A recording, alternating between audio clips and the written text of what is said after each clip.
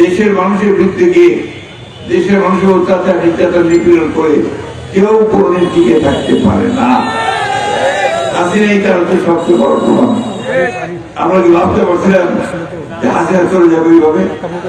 কেউ ভাবতে পারছে? আগের দিন পর্যন্ত 4 তারিখ আমরা কেউ ভাবি নাই।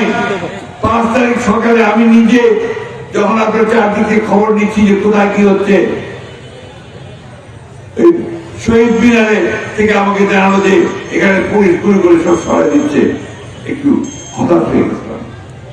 এরপরেই আমার পিএস আছে এখানে, পিএস ইয়াসিন ইউনুস, সে আমাকে বলল স্যার মানুষ আসছে, উত্তরা থেকে লক্ষ লক্ষ মানুষ আসছে, গাবতলী থেকে লক্ষ লক্ষ মানুষ আসছে, ওই ডাক্তার থেকে লক্ষ লক্ষ মানুষ আসছে।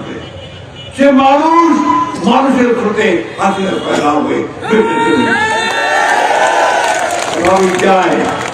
অত্যাচারীরা নির্যাতনকারীরা এইভাবে আল্লাহ তাআলা তাদেরকে শেষ করে দেয়। বন্ধুগণ, বক্তব্য বাড়াবো না, আরেকটা কথা সব বলি। আপনাদেরকে মহাপড়া এখানে অনেক আছেন, আপনাদের আমি কথা বলতে চাই যে আপনারা জানেন যে মহিলাদের জন্য সবচেয়ে বেশি কাজ করেছে আমার দল।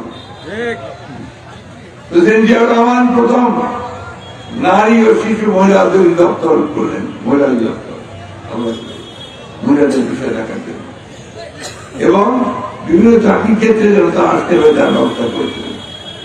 দেশের বেগম খালেদা জিয়া ক্লাস 12 পর্যন্ত মেয়েদের লেখাপড়া অবৈতনিক করে পয়সা দিতে লাগবে না, কোন টিউশন ফি দিতে সেভাবে করেছিলেন।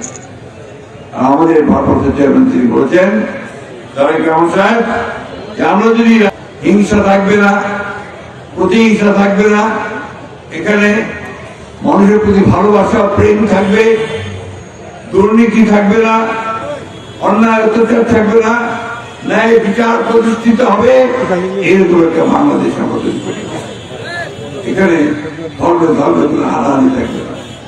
মুসলমান তার ধর্ম পালন করবে, হিন্দু তার ধর্ম পালন করবে, খ্রিস্টান তার ধর্ম পালন করবে, বৌদ্ধ তার ধর্ম পালন করবে নিশ্চিন্তে।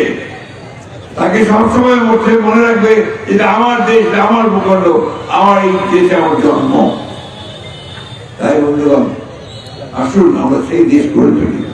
আজকে সেই প্রেসিডেন্ট জিয়াউর রহমান যে উন্নীত কর্মসূচি দিয়েছিলেন, দেশের বেগম খালেদা জিয়া যে একটা